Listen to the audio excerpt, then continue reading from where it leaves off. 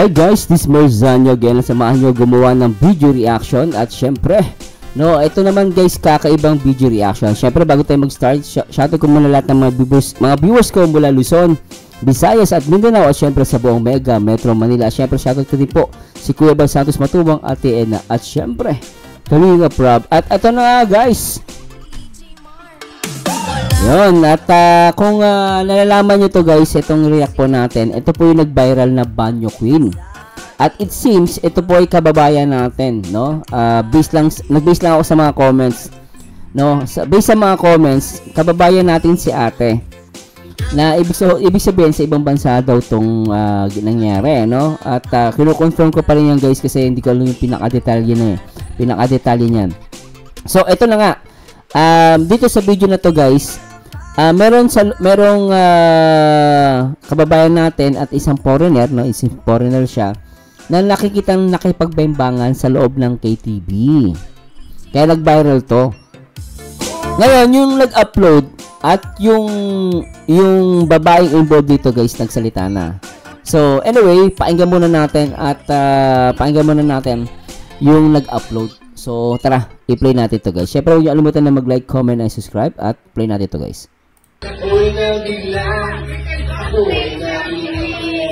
Grabe yung bembang, no?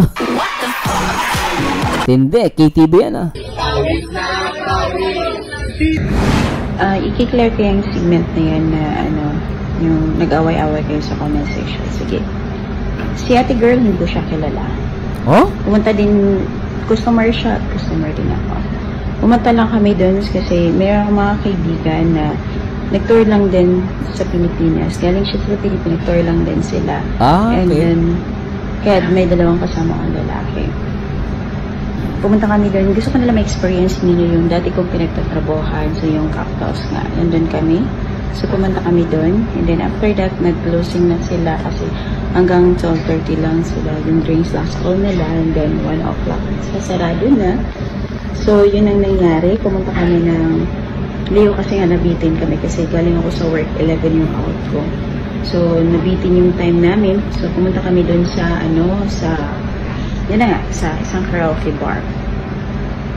Pumunta kami doon, okay naman. Nagbandingan kami, nagkaraokehan kami, nagsingalong while taking videos. Siyempre, banding namin yun eh, di ba? Dumating sila. And gusto ko lang i-clarify sa inyo, hindi yun VIP room. Tsaka, wala din nakalagay dun sa, sa bar na yun, bawal take video, bawal si camera, kasi violence yun. Kung may nakalagay dun sa Eden, violence yung ginawa. Kung sinabi nyo namang respeto. Teka lang ate, ano? Yes, bawal ang camera dun sa, wala daw nakalagay kasi na bawal videohan. Pero sa batas natin ate, bilang Pilipino, at syempre sa ibang bansa, maging dito sa Singapore, bawal ka kumuha ng picture ng ibang tao na walang permiso. Bawal yan, no? Bawal yan, no? Wala kang karapatan ating gawin yon, no? Kaya sabihin mong tama o mali yung ginagawa nila doon, wala pa rin tayong karapatan na kumuha ng video ng ibang tao in private. O tuloy natin na hindi niya alam. Kasi lalabas yan, labag sa batas, no? Or parang invading the privacy ng isang tao. So, tuloy natin. Kung may nakalagay doon sa Eden, violence yung ginawa. Kung sinabi nyo namang respeto, huwag nyo hingin yung respeto ko. Kung kayo mismo gumagawa ng kabalastugan, na hindi nyo nirespeto yung sarili nyo. Yung point ko doon. And then, nireach out naman ako ng babae. Okay sana kung makiusap ka. Parang binantaan mo ko. Aba, yung binantaan mo may ID. Ikaw, ayan naman. Then sinabi mo, jowa mo, girl, alam ko background mo. Bago ako nilam ko yung background mo din. So wala ako dun. Pero nagbanta ka, ipapulis ka. I-clarify ko yung video. Pag-aralin niyo yung video, kumanta kami. Hindi yun intention, basta nag-upload ako noon. Ate, wag mo sabihin, ako guys kung mali ako, i-correct nyo ako, no? Hindi intention, pero yung camera nakatutok lang dun sa nagbebembangan. Paanong hindi intense? Sabi mo nga, ang nandiyan kay sa KTV para mag-enjoy ng mga friends mo. Dapat, mga friends mo lang ang binidyoan mo. Diba guys, logic yun eh. Sabi niya kanina, nandun daw siya sa KTV, no, dun sa lugar na yon, para mag-enjoy sila ng mga friends niya. Ang tanong ko kasi, bakit yung video nakatutok lang dun sa foreigner at dun sa babae? Na supposedly dapat, dun sa mga kaibigan mo lang ang tutok. Doon pa lang obvious na eh. Bakit parang sa kanya nakatutok? And yun nga, turns out parang may hugot si ate kasi nga pinagbantaan daw siya itong babaeng to, yung involved dun sa Bembang, yung Banyo Queen. Gusto nag-upload lang ako doon. Hindi ko expect yun na mag-viral, maraming mag-share. Oh. Yun. Then, yung video na yun, wala naman ding nakahubad. Kahit walang nakahubad, may ginagawa nga sila. Mali yun. Hindi porket walang nakahubad, bete mo ng videoan, mali po ate yun. Invading the privacy ng isang tao yun. Walang nakahubad dun. Walang mali siya dun sa... May mali siya nga eh. No, ikaw lang nagsabing walang mali siya, may mali siya doon. Hindi nga sila nakahubad pero nagbebembangan. Walang mali siya doon. Hindi ko inakampihan yung gumagawa. Ako para sa akin mali ginawa ni ate yung naipagbembangan. Pero mali din naman ang ginawa niya eh, kasi invading the privacy ng isang tao yon. Video ko dahil nga kayo gumagawa ng kabalastugan. Alam ka naman kami yung mag-a-adjust sa inyo. Awkward din sa aming mga guests, no? Para panuorin lang kayong gumagawa kayo ng balastugan na walang nagsabi sa inyo. At hindi ko kayo, buhay mo yan. Trabaho mo yan. Pero naman, minsan naman magrespeto kasi sabihin mo mag-consolate ka. Okay, go. Pero alam mo ate, wala kang karapatan talaga eh. Dapat sinubo doon sa manager. Yun ang tamang gawin. Hindi ka nag-video. Magkasa ka sa sarili mong mantika. Yun. Para alam ng wag ako. Sabihin niyo, i-reach out niyo ako. Then, reach out niyo ako. Magharap-harapan tayo. Ano bang post ko? Banyo Queen? Killing softly? And a bad liar? Yun yung yun yung excuse ni ate. Pero ate, totoo lang, kung ako titingin sa video mo, hindi naman ako police, no? Simpleng lang ako, citizen. Doon pa lang ate may mali ka na. Kasi hindi mo siya pala kaano-ano, hindi mo kaibigan. Tama man o mali ang ginagawa nung babae sa video mo, hindi ka dapat nag-video. No, talagang tinutok, no? At hindi porket nag-title ka ng Banyo Queen, walang mali at walang nakahubad doon. Ikaw nga may sabi walang nakahubad eh. Di ba? Pero ang tanong ko, ba't ibang tao ang binidyo mo, hindi yung mga kaibigan mo? Di ba, no? Kumanta kami dun Ano bang sinabi mo? Ano bang nakalagay sa caption ko? Yun lang naman din. Ayun yung pagkakamali ng iba, nag-a-upload. Akala nila, masisave sila ng caption. Remember ate, the intention yung pinaka-kinukuha dyan ng mga authority. Yung intention mo, bakit mo binidyohan sila. No? Sasabihin niyo sa akin na intentionally ko yung ipo-upload dahil kinunan ko kayo. Hindi na kung intention ko yun, girl. Kung private yun, pwede kang magreklamo. Yung pagiging niya ate, privacy yun. Tandaan mo, hindi mo mukha yun. Yung kumuha ka ng video ng ibang tao, na yun, hindi mo privacy yun. Iba nga blurred eh. Dapat nga, alam mo, kung tuusin kung wala kang intention, binulurred mo na lang yung mukha nila eh. Binulurred mo yung ginagawa nila. Tapos, kunwari, hindi mo naman kasi sinasadya minsan na may makukuha na ka, may tatamaan ka. Kita mo yung gumagawa ng mga prank. Minsan, biniblurred nila yung mukha ng ibang tao na hindi involved.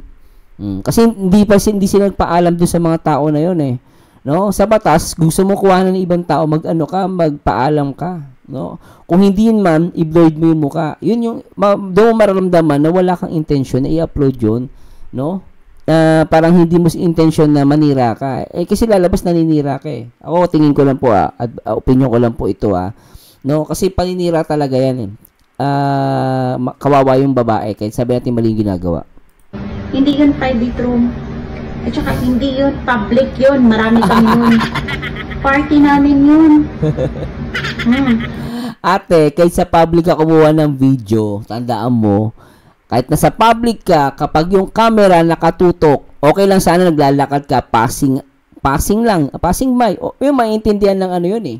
Yung intention mo kasi, hindi mo naman sinasadya, tamaan sila, public yun, tama ka doon. Pero, kapag yung video nakatutok na, dun sa isang tao, ang tawag doon ate, ano yung spy nga yun eh. Nangi-spy ka eh. Ini-invade mo yung kanyang privacy eh.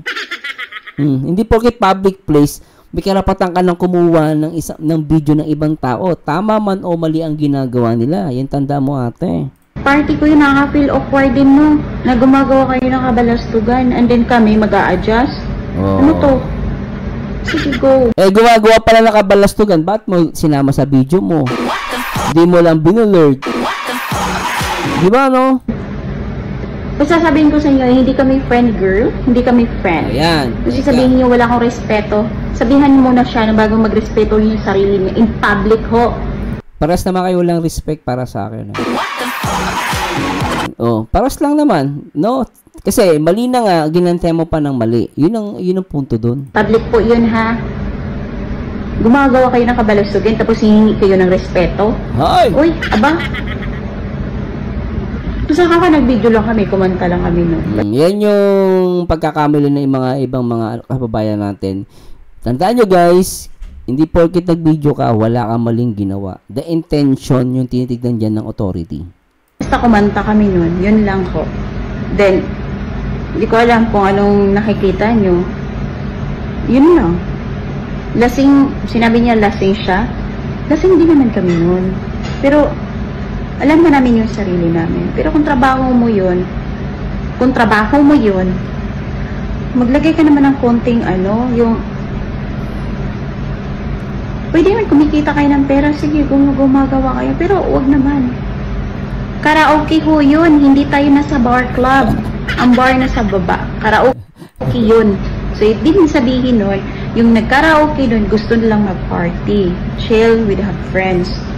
Tama naman siya sa punto na yun. Kaya lang, nagbembangan tinawa, call of nature Hindi napigilan Tama ka naman sa point na yun. Intende? Yun lang, thank you. Wala kayong Yun. So, anyway guys, puntahan naman natin yung mismong involved, yung nakipagbembang sa foreigner. So, tignan natin yung kanya guys, yung sagot niya. Hindi natin to guys. Anak mo, ma'am. Sa mga anak ko, pasensya na. Parang may edad na si ate, ano? Si mama nag-ano pasaway dito.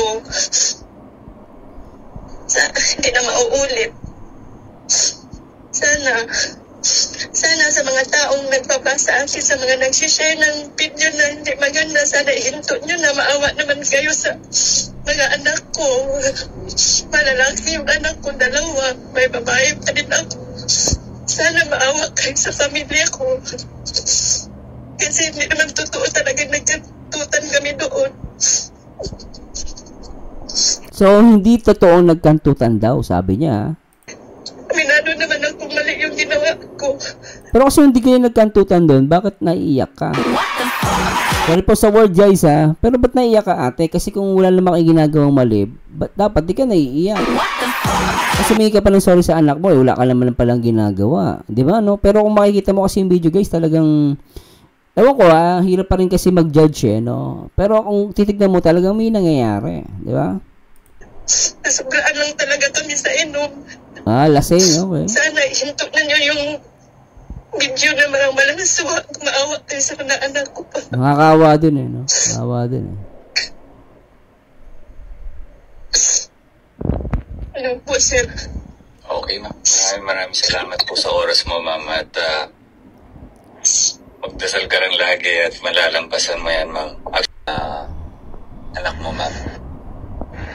Sa mga anak ko, pasensya na. Si mama nag-ano pasaway dito. So, saglit lang pala yan, no? So, try natin basahin guys yung mga comments, Sabi ni Ray Cheng Yen, ginamit lang siya ni Juan para kumita. Sana nanahimik ka na lang. Pero tignan natin kung talagang ipapatulpo niya si uploader. Actually, no, kung nasa ibang bansa si ate, maganda dyan, umuwi siya ng Pilipinas. No? umuwi siya ng Pilipinas, tapos wag siya magpa-interview. Tama to si Ray Cheng Yen. Bakit nagpa-interview siya? Tuloy nakilala siya. Ako nga, pinanood ko yung video, hindi ko naman kilala kung ano itsura niya eh. Kaso ang tanong ko, bakit siya nagpa-interview? Sa vlogger pa. Ang gagawin ni ate, simple lang, kung nasa Hong Kong siya, o sa ibang bansa man, kung anumang bansa po yan, no? Umuwi ka ng Pilipinas, huwag ka magpa-interview, make it private, make it quiet. At the same time, pwede mong kasuhan yung Pilipino na nag-upload kasi talagang lumalabas, malaki ang paglabag na ginawa niya. Kung ako po magbibase sa sarili kong opinion po, ano lang yun, formulate lang po, theory ko lang po yun. Ngayon, kung ako tatanungin nyo guys, may pagkukulang dun nag-upload. Although may mali naman talaga si ate, hindi naman natin siya masisisi, talagang nandun yung yung foreigner eh. Siguro malay natin kung wala nang asawa si ate, natukso talaga eh. Lahat naman ng tao natutukso, di ba? Kaya lang siya, hindi naman excuse na pagkita natutukso tayo, gagawa tayo ng kalokohan. O, tama yun si Chan Gatchalian eh. Sarap now, iyak later, nagpa-interview pa. Yun ang tama. Ba't ka pa nagpa-interview tuloy? Nakilala ka na, nakita na ng buong maraming Pilipino ang itsura mo. O, tama si Abena, nagpa-interview ka para mas lalo nakita ang face mo na nahimik ka na lang sana. Totoo. Sabi ni Baby Berasis Mandawe by Losis, pasaway ka matanda ka. Wala, inadala ng emosyon. Kaya pag, ay nako, hindi nakita yung mukha mo, hindi ka na lang sana lumandat at hayaan mo na lang nakilala lang sa'yo. Pag chismisan, o kita mo, pag chismisan talaga siya, totoo yun. Rebecca Ibalca, di man nagsuot ng mask para at least nakatakip ang mukha. Gusto din yata niya sumikat, kaya nag-close up. Saka yung nag-interview, alam mo, yung nag-interview, sana man lang, tinakpan yung mukha, binago yung boses, tapos nag-mask. Tama yun eh. Ngayon, hindi niya pwede sisihin yung mga nagko-comment dito. O, Gerald Dosa, nag-enjoy ka pa nga. Hoy! Sa Jason Santos, sana inisip mo din kasi yan bago mo ginawa. Kakahiya ka sa mga kababayan. OFW, pumunta kayo dyan para magtrabaho. Hindi maglande. Pambira ka, paano yan? Paano mo malulusutan yan ngayon? Oo naman. May punto naman, di ba? So, pag OFW guys, iwasan nyo din makipagbarkada. Actually, ako na OFW din po ako. Pero umuiwas ako sa barkada. Kaya sabi mo matino ka, hindi mo masasabi ang buhay mo eh. Yung sarili mo eh. No, kung makipagkaibigan ka, may pagtropa ka, doon sa mga dadaling ka sa tama. No? So, nakakalungkot lang, no? Both sides may pagkukulang, may pagkakamali. Yung isa na inis, dahil ibig na pagsabihan niya na maayos, nakiusap siya, lumalabas, inaway niya. Nabwisit. In-upload niya ngayon. Ngayon, may mga palusot siya. Kasi yung captions niya, yung video niya, pero nakita naman natin, yung video niya, nakatutok lang sa kanila. Doon sa dalawang gumagawa, nagbebembangan. Pero sa mga video ng kaibigan niya, wala. Although naandun, pero hindi naman nakapokus. So, may mali dito. Kung gusto ni ate talaga may reklamo, huwag kayo tulpo. Buwi ka ng Pilipinas, at doon mo ireklamo sa bansa. Kasi Pilipino tayo eh. Hindi naman kayo citizen ng bansa na yan eh. Kung anumang bansa yan. No, hindi ko alam, may sinasabi siyang ID. Ngayon, kung hindi naman kayo citizen dyan, may habol si ate. Tandaan nyo guys, maliman o tama ang ginagawa ng isang tao, wala tayong karapatan na videoan yung kanilang privacy. Yun lang po masasabi ko. Anyway guys, this was Zanyo again. Sana isamahan nyo nito guys sa next video reaction. At comment down below guys, ano masasabi ninyo sa talagang viral na to. Samahan nyo ulit guys sa next video reaction. And to God be the glory guys. Paalam po guys. Bye bye.